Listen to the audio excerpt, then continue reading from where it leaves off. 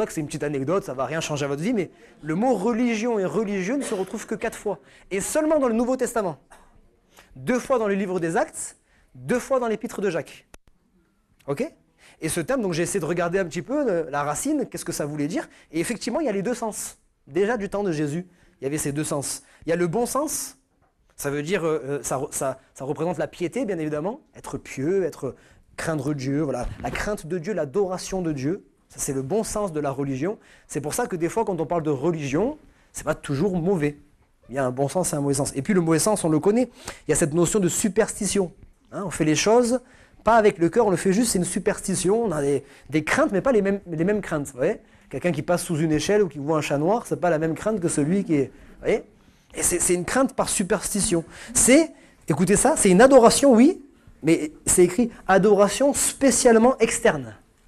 Et là, on comprend mieux pourquoi Jésus il a vraiment insisté auprès des pharisiens et des religieux. Mais vous, c'est tout à l'extérieur. C'est dans le vêtement, c'est dans la posture, c'est à l'extérieur, mais à l'intérieur, il n'y a rien. Ce peuple m'honore des lèvres, et son cœur est éloigné de moi. Donc, il y a vraiment une adoration, oui, mais externe. C'est tout ce qui se trouve dans la cérémonie. Encore une fois, on met l'accent sur la cérémonie, sur l'objet, plutôt que sur la création, plutôt que sur le créateur. Vous voyez ? On apporte trop d'importance à la chose elle-même, l'acte, la cérémonie, plutôt que d'apporter de l'importance à ce qu'il y a derrière. Et là encore, je vous ai partagé dernièrement mon avis. Je crois qu'on a 2 extrêmes entre vraiment la religion, où il y a toutes ces choses-là, ces rituels, cette cérémonie, etc., et qui finalement, au bout d'un moment, est vide de sens. Et nous qui avons voulu tellement prendre le contre-pied, on n'a presque plus tout ça. Et comme je disais, vraiment, la seule chose qui nous reste, qu'on fait vraiment de manière un peu cérémonielle, c'est la Sainte Seine. On n'a plus ces trucs-là. Donc, essayons de trouver aussi un juste équilibre. Donc, il y a une bonne religion et une mauvaise religion. Et pour ne pas être religieux, qu'est-ce qu'il nous faut ? Il nous faut avoir une foi vivante. Une foi qui est vivante, pas une foi morte. Il y a des gens qui ont une foi morte. Hein. Je crois, mais dans ma vie, ça n'a aucun intérêt. Il y a des gens qui prient depuis des années. Il y a des gens qui font des heures et des heures de prière. Des gens qui croient fortement dans soit un Dieu, soit une philosophie, ou peu importe, mais dans leur vie, il n'y a rien qui change. Et nous voulons avoir une foi vivante, une foi réelle, une foi concrète. Et je voudrais dire aussi, ça va être ça, le centre de ma pensée, une foi réfléchie. Une foi réfléchie, c'est quoi ? C'est une foi, excusez-moi, je vais le dire quelques fois, ce matin vous me pardonnerez, c'est une foi qui ne fait pas les choses bêtement. Des fois, on fait les choses bêtement. On m'a dit, il faut faire comme ça, je fais. C'est bien. Ça montre qu'il y a de l'obéissance. C'est une bonne chose. Il y a de l'obéissance, on n'est pas là. Mais ce n'est pas ce que Dieu attend. Et il faut l'obéissance, oui, mais il faut comprendre la chose qu'on est en train de faire. Parce que si on fait une chose sans la comprendre, c'est vide de sens. Ça n'a aucun intérêt. Et Dieu n'est pas touché par nos cérémonies. Dieu n'est pas touché par les choses extérieures. Dieu est touché par l'intention par laquelle on fait ces choses. Est-ce que tout le monde me suit ce matin ? Et je voudrais vraiment qu'on puisse s'arrêter pendant un moment. Je prendrai à la suite, à mon retour, qu'on puisse s'arrêter sur un mot qui, là, par contre, est employé à de nombreuses reprises dans la parole de Dieu. Un mot qui nous encourage à réfléchir véritablement au sens des choses. Et ce mot, c'est le mot « considérer ».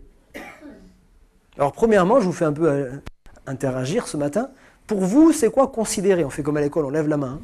Considérer, ça veut dire quoi ? Des synonymes. Avoir du respect. Avoir du respect, ok. Prendre conscience, prendre en compte. Avoir un accord. Un accord. Reconnaître. Alors, c'est vrai que c'est bien ce que vous avez dit, mais du coup, on a effectivement, je pense, deux sens là encore. Il y a le considérer dans le sens je te considère comme, voilà. Et moi, je suis plus dans je considère une chose. Vous voyez, je fais un peu, je considère une chose. Mettre en valeur. Alors ça, c'est plus dans le sens qu'a dit notre sœur. Mettre en valeur, mais considérer. Je considère la présence de Dieu, par exemple. Honorer. Ok, bon, c'était ça le but, hein, c'était de voir qu'il y a plein qui ne sont pas fausses en fait, hein, plein de définitions différentes. Alors d'abord, je vais vous donner une définition classique qu'on retrouve dans les dictionnaires classiques. Considérer, il est question d'abord de regarder attentivement. Ça, considérer. Donc, c'est vrai aussi, hein, on peut dire aussi considérer dans le sens avoir de la considération pour une personne. Mais là, on part plutôt dans le sens de regarder attentivement une chose. Je considère, j'apporte plus d'attention. J'examine minutieusement, il y a cette précision, avec un esprit critique. Pas critique, je vais critiquer. Avec un esprit critique, je vais essayer de comprendre, etc., etc. Amen. Et j'aime ce mot, parce que Dieu, et c'est ce que je vous disais tout à l'heure, ne veut pas que nous soyons de ceux qui font simplement, sans prendre conscience, sans considérer les choses qu'il nous demande, mais il dit à plusieurs reprises, considère. Considérer, ça veut dire, quand il y a ce mot-là, à partir d'aujourd'hui, vous allez essayer, en lisant votre Bible, vous arrêtez. Quand il y a ce mot-là, il dit, arrête-toi. Ne fais pas les choses comme ça, par précipitation. Arrête-toi. Apporte toute ton attention sur cette chose. Essaye de comprendre, essaye d'avoir un esprit critique. Essaye de prendre conscience de c'est quoi la pensée qui est derrière. Vous me suivez? Alors on va essayer de prendre, voilà, bien sûr, dans la parole de Dieu, plusieurs passages, de telle sorte que le troupeau de l'Ariane, ce ne soit pas un troupeau de moutons sans intelligence. Ce n'est pas votre cas. Hein? Mais je le dis pour que ce ne soit pas notre cas. C'est ça, les moutons sans intelligence, ils suivent. Non, on veut savoir. Ok? On veut prendre conscience. On veut déjà connaître la voix du maître pour ne pas suivre n'importe qui. Et puis on veut comprendre aussi. Amen. Vous n'irez pas dire que je vous ai traité de moutons sans intelligence. Hein. C'est vous qui avez déformé. Hein. Alors on prend Éphésiens chapitre 5, verset 17, pour commencer. Éphésiens chapitre 5, verset 17. Voilà, un verset très simple qui dit « C'est pourquoi ne soyez pas inconsidérés ». Donc l'inverse. Quelqu'un qui considère. Ne soyez pas inconsidérés, mais comprenez quelle est la volonté du Seigneur. Paul encourage les chrétiens d'Éphèse. Il dit, ne faites pas les choses sans réfléchir.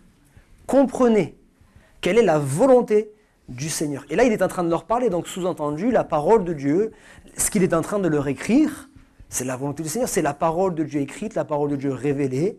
Nous croyons que toute écriture est inspirée de Dieu, amen, et elle est utile pour différentes choses.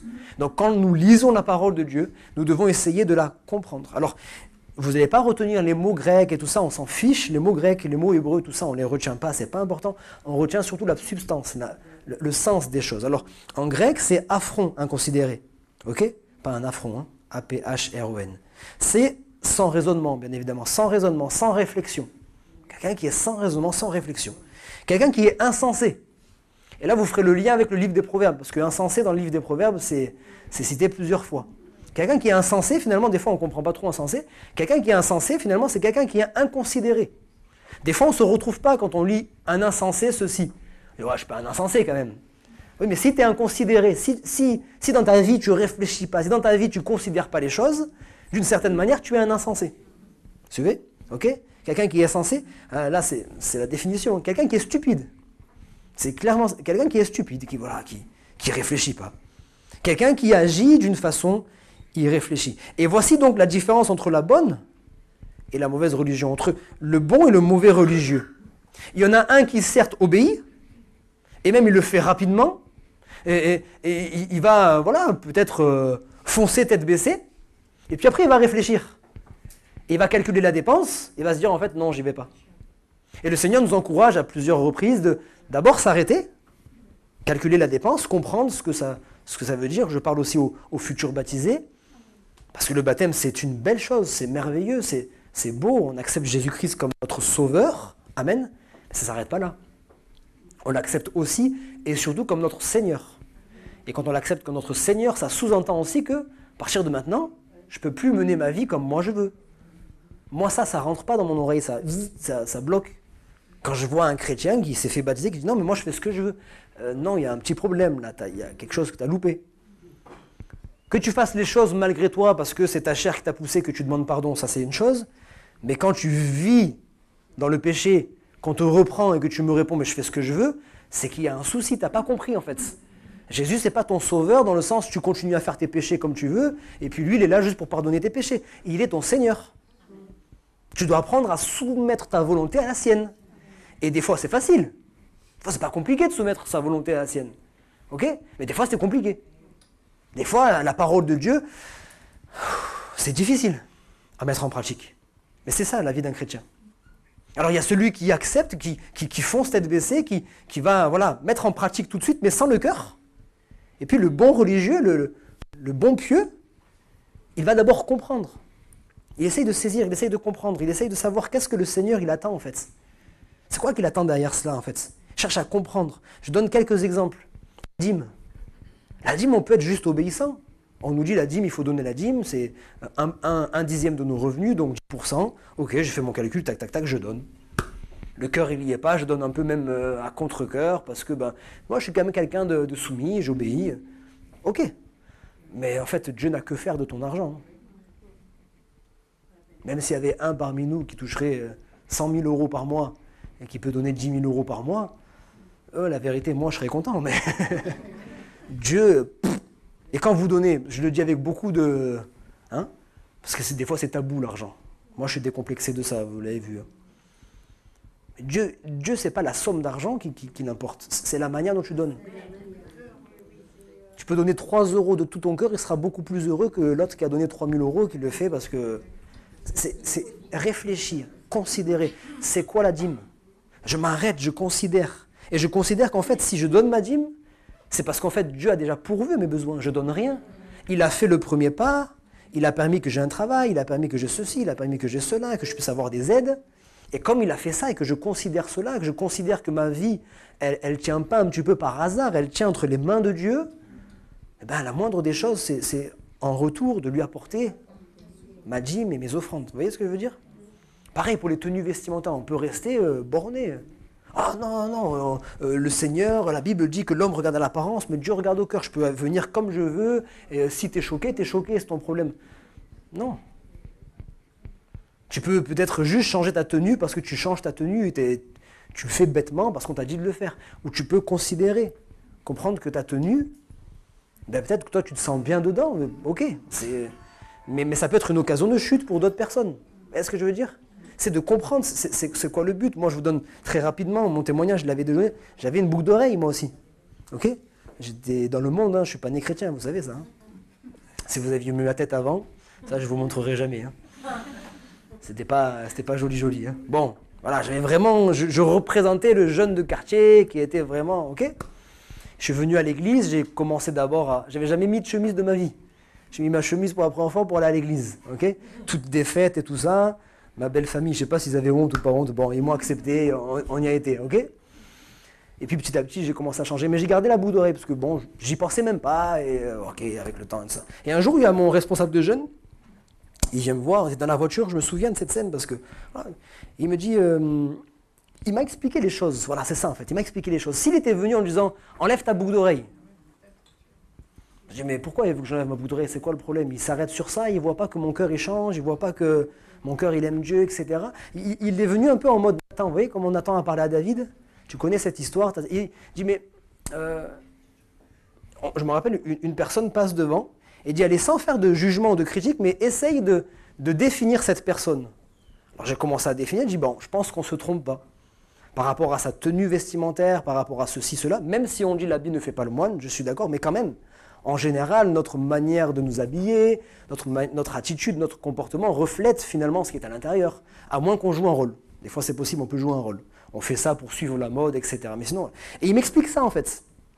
Et petit à petit, il me dit, voilà, si tu te regardes dans un miroir, tu es en tenue, survêtement, boucle d'oreille, machin, la grosse graine de café, tatati tatata, tu vois...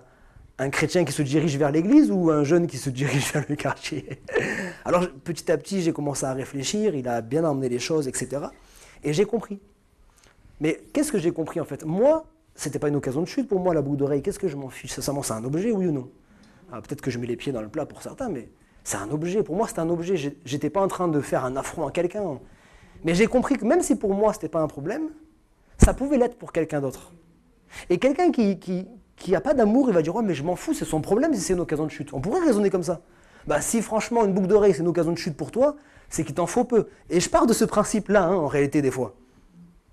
Mais même s'il en faut peu, la Bible dit qu'il y a des forts et des faibles. Ce n'est pas forcément force. Il y a des gens qui... Cette chose-là, ça peut être une occasion de chute. Et juste cette idée-là, que moi j'arrive dans l'église et qu'à cause de moi, il y ait des gens qui ne soient pas bien, etc., j'ai pesé en fait.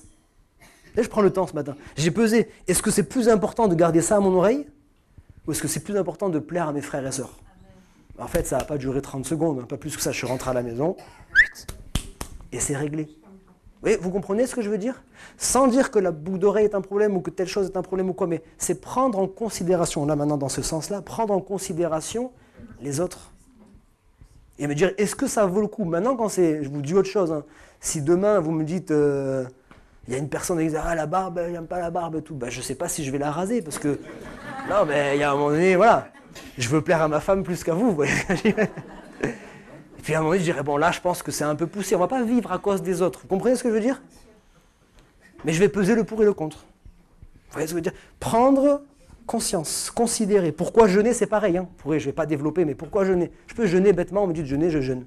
Puis je peux prendre conscience, m'arrêter sur à quoi sert le jeûne et la prière. Alors je voudrais prendre un autre texte avec vous, dans Ecclésiaste, chapitre 2, versets 9 à 11. Vous êtes toujours avec moi? Yes. Ecclésiaste, chapitre 2, versets 9 à 11. Et là encore, il est question de ce mot, considérer. Je lis avec vous. Déjà, qui c'est qui parle dans Ecclésiaste? Salomon, yes. Qui a écrit quel livre encore? Le livre des Proverbes. Voilà. Je devins grand, plus grand que tous ceux qui étaient avant moi dans Jérusalem. Et quand il dit ça, sincèrement, si on prend que ce texte-là, on se dit, ouais, il est plein d'orgueil. C'est pas vraiment avec orgueil qu'il dit ça, hein, il fait un constat. Dieu lui a donné une sagesse vraiment particulière. Et même Jésus va rendre ce témoignage. Donc c'est pas avec orgueil qu'il le dit. Hein, okay? Et même ma sagesse demeura avec moi. Tout ce que mes yeux avaient désiré, je ne les ai point privés. Je n'ai refusé à mon cœur aucune joie. Car mon cœur prenait plaisir à tout mon travail, et c'est la part qui m'en est revenue. Puis, j'ai considéré tous les ouvrages que mes mains avaient faits et la peine que j'avais prise à les exécuter. Et voici, tout est vanité et poursuite du vent. Il n'y a aucun avantage à tirer de ce qu'on fait sous le soleil. On peut dire quand même Amen. Alors si vous êtes franchement bien en ce moment, vous avez le moral et tout ça, ne lisez pas Ecclésiaste vers la fin parce qu'il va vous décourager, ok? Hein? Il y a des textes comme ça, voilà. Bon, après on comprend, quand on étudie, on comprend qu'est-ce qu'il veut dire, etc. Mais à un moment donné, il fait un constat, on se dit, ouais, j'ai même plus envie de vivre. Hein. Le constat qu'il fait à la fin, il est vrai.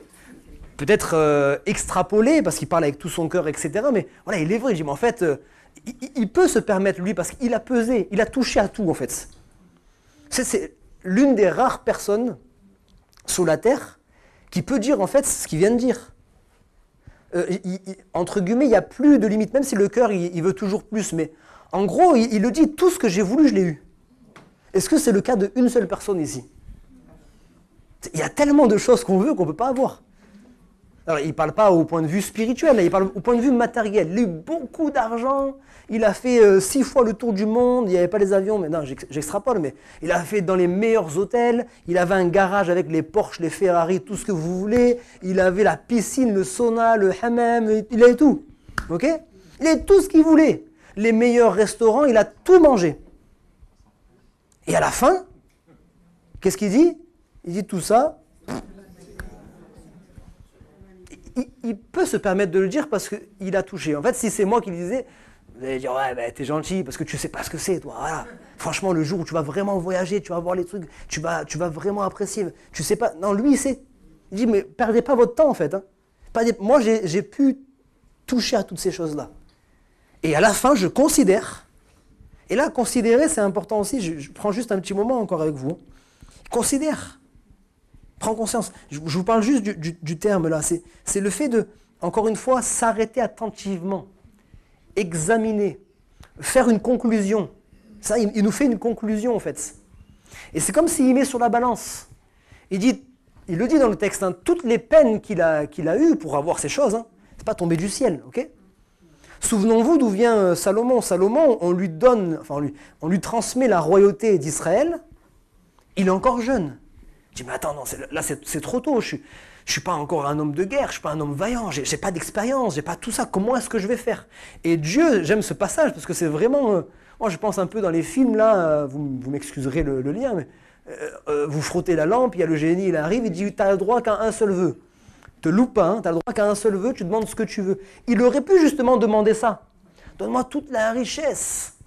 Donne-moi tout l'or et l'argent du monde. Mais il s'est arrêté. Malgré son jeune âge, malgré ça, il avait quand même un peu de sagesse, hein, et de maturité. Et il a dit en fait, le vœu qui m'est accordé, il est accordé en lien avec une mission.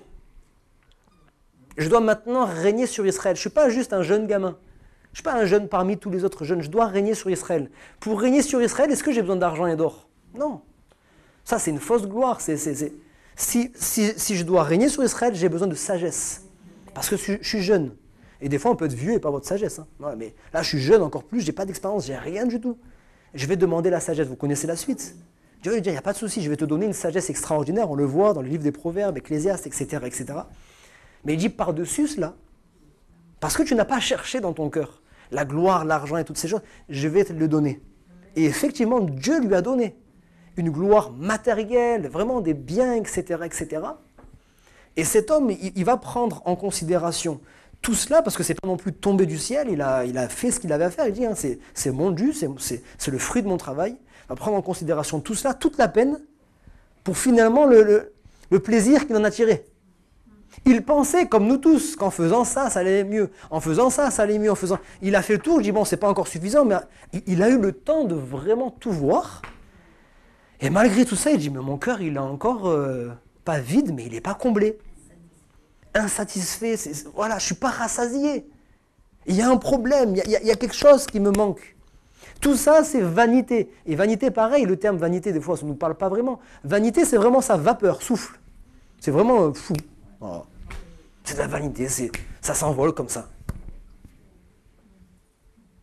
Il prend conscience, il s'arrête. Et moi, je voudrais qu'on puisse prendre conscience, nous aussi, et s'arrêter sur ça, là. Vous voyez, la Bible, elle est là pour nous faire gagner du temps.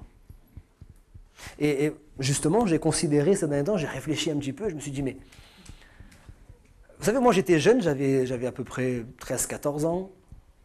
J'ai vécu une vie un peu particulière, vous le savez, etc. Donc déjà, j'ai été confronté au monde des adultes assez jeune. Et je me disais, mais pourquoi il n'y a personne qui nous prépare à ça? Pourquoi il n'y a personne qui nous met en garde? J'en voulais un petit peu aux adultes. Toute génération, j'en voulais aux adultes. Et je disais, moi, quand je serai grand, j'essaierai de mettre en garde. Mais en fait, c'est compliqué quand on s'arrête dessus. Je ne fais pas de la philosophie, là, je vous parle de choses encore concrètes, hein, de la vie du quotidien. Parce que, en fait... chaque personne vit ses propres réalités, même si finalement on a tous des épreuves plus ou moins similaires, mais chacun vit les choses différemment, on a des tempéraments différents, on a des épreuves différentes, on est dans des contextes différents, on a grandi avec des cultures différentes. Dans certaines cultures, on parle beaucoup de nos problèmes, dans d'autres cultures, on n'en parle jamais. Sans parler de culture, c'est des éducations familiales, il y a des familles où on parle beaucoup, d'autres familles où c'est des non-dits, on ne parle pas, etc., etc. On a tout ça qui fait que c'est pas si facile. Et je me suis dit quand même, en fait, en tant que jeune, et c'est pas toujours facile, hein, on s'en rend compte quand justement on a vieilli. C'est un peu tard. Mais en tant que jeune, on pourrait tellement éviter des problèmes, parce que vous êtes passé par là avant nous. Donc on n'a plus qu'à vous regarder sans vous critiquer, hein, c'est normal, vous êtes passé devant, donc vous êtes pris les ronces, les branches et tout ça. Et nous, on passe derrière, on se dit, bon, là, attention, là, il y a un piège, là, attention, il y a ci, il y a ça. Mais en fait, on est jeune, donc on fonce quand même. Ouais, vous avez fait la même chose avec vos pères, avec vos mères, etc., etc. Mais là, on a la parole de Dieu. Et là, j'ouvre une parenthèse, je vais être vraiment très solennel pendant un instant. Peuple de Dieu, quand nous serons devant le Seigneur, nous aurons zéro excuse. Et ça, quand même, ça doit nous faire craindre. On ne doit pas l'entendre juste d'une oreille.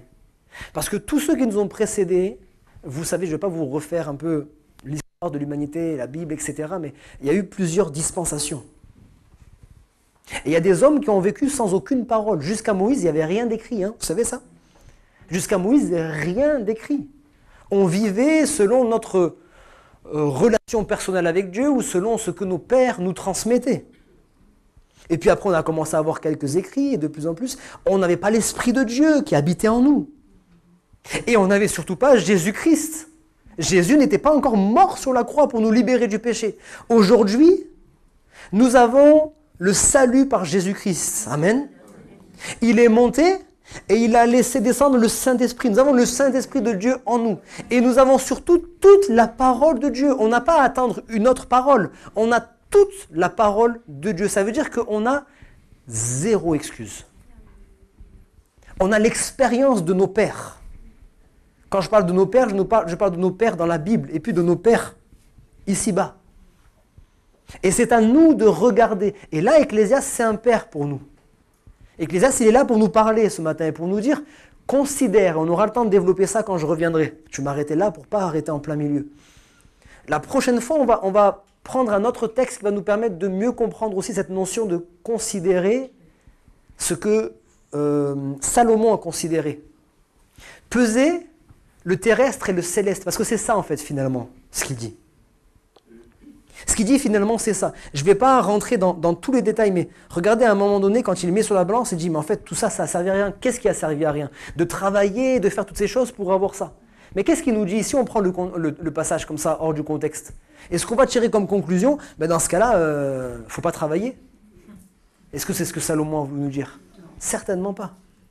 Je vous cite quelques passages, et comme ça on va s'arrêter sur ça. Sans les développer, je vais juste les citer. Ils parlent d'eux-mêmes. Si on peut afficher 2 Thessaloniciens, chapitre 3, versets 7 à 12. Ok, encore un petit peu d'attention s'il vous plaît.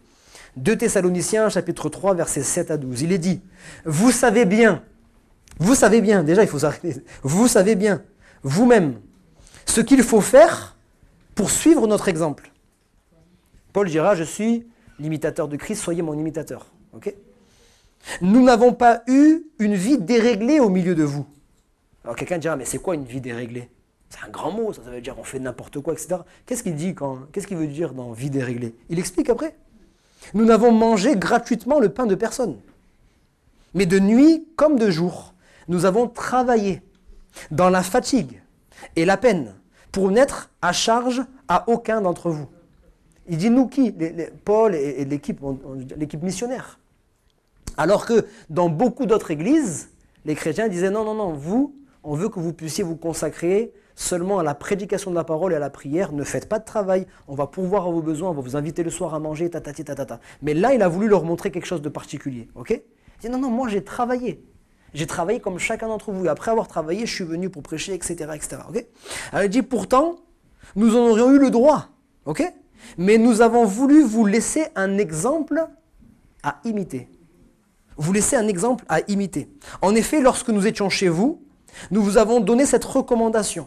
Écoutez ceci, nous avons donné cette recommandation. Que celui qui refuse de travailler renonce aussi à manger. Point. Des fois, on dit, ouais, les prédicateurs, ils sont... Je peux vous assurer qu'on met les angles. Paul, il ne mettait pas les angles. Il n'y a pas à discuter 3 heures. Tu ne travailles pas, tu ne manges pas. C'est tout. La CAF, ça n'existait pas. Hein. Merci Seigneur pour la CAF, on ne va pas dire le contraire. Mais la CAF, ça n'existait pas. Tu veux de l'argent, tu vas travailler.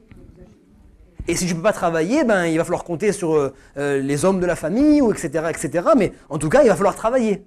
On ne peut pas juste tous se reposer sur les aides extérieures. Or, nous apprenons que certains d'entre vous mènent une vie déréglée. C'est ça, cette vie déréglée. Je ne fais rien de ma vie, et puis je prends de l'argent un peu à droite, à gauche, et puis il dit, ils mènent une vie déréglée, ils ne travaillent pas et se mêlent aux affaires des autres. Eh bien oui, c'est logique. Tu ne travailles pas. Quand tu ne travailles pas, tu es dans l'oisiveté, ce qu'on appelle l'oisiveté. Tu as le temps d'aller t'occuper. Donc tu te crées des problèmes, et en plus tu t'occupes des problèmes des autres. Quand je travaille, tu as plus... Hein, j'ai dit ça à un jeune dernièrement, il était inquiet, il avait des soucis, je dis va travailler, tes soucis tu vas plus y penser, ok? Tu y penseras en rentrant à la maison, mais va travailler. Hein? C'est ça, c'est logique. Ils ne travaillent pas, ils se mêlent aux affaires des autres. Allez, je continue juste. Nous invitons ces personnes-là à suivre la recommandation suivante. Au nom du Seigneur Jésus-Christ, c'est un ordre, hein, c'est pas... Au nom du Seigneur Jésus-Christ, travaillez dans la paix et gagnez vous-même votre pain. Gagnez vous-même votre pain, ça commence dès le jardin d'Éden. Tu as désobéi, c'est quoi ta punition, entre guillemets? Maintenant, c'est à la sueur de ton front que tu vas aller gagner quelque chose pour te nourrir. Ça ne va pas tomber comme ça du ciel, il faut aller travailler. Est-ce que je peux vous donner encore 1 ou 2 passages? Ça, c'est des, hein, ça fouette un peu, mais c'est bon. Hein. Toujours Ecclésias chapitre 9, verset 10. Ecclésias chapitre 9, verset 10.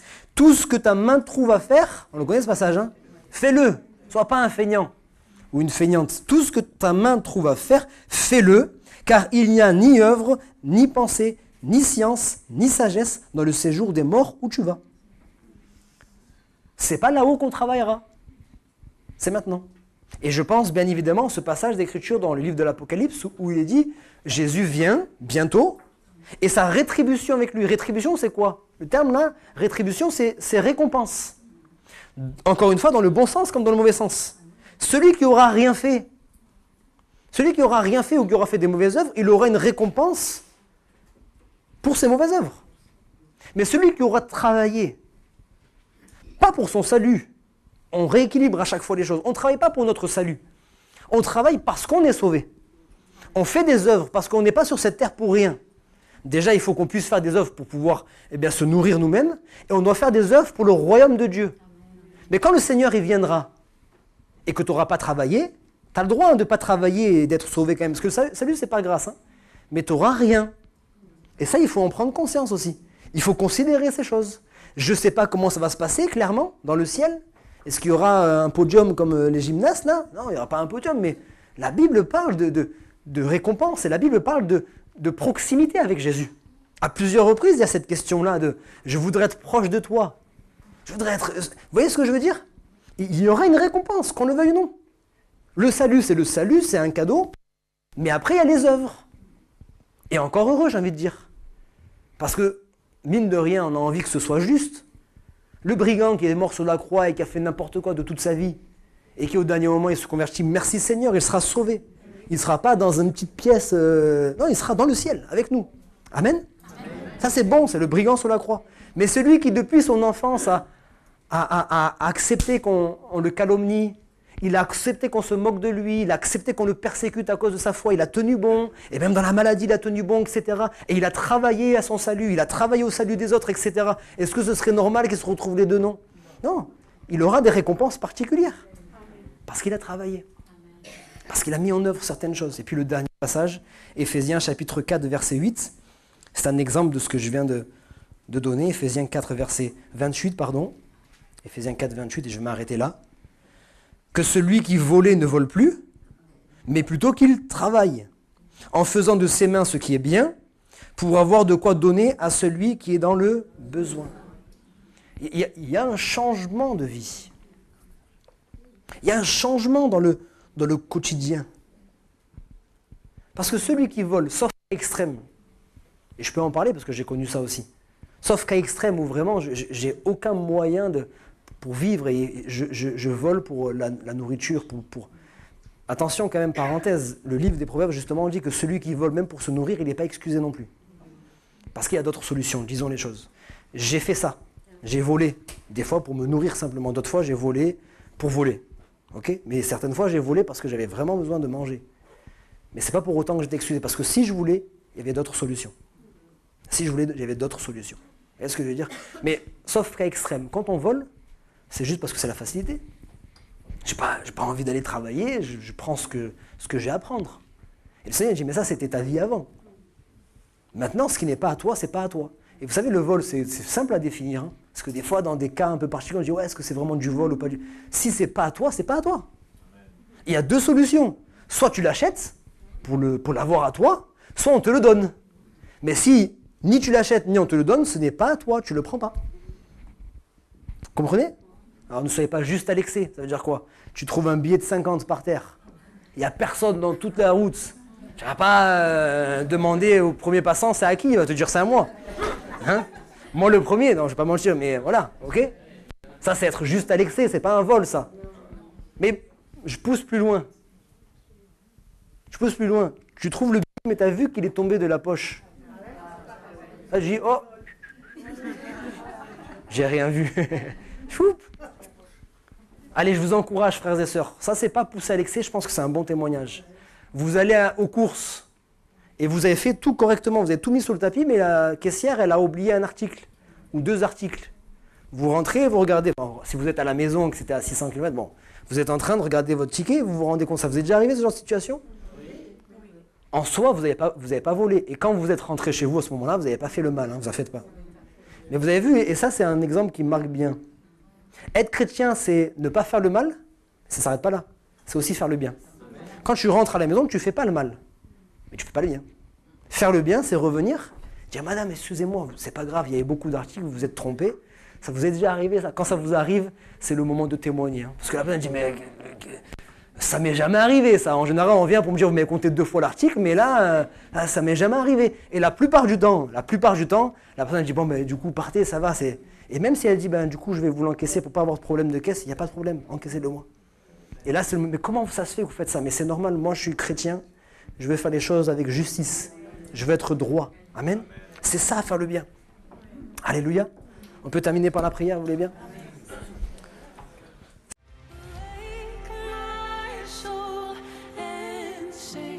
Sing his praise aloud, sing his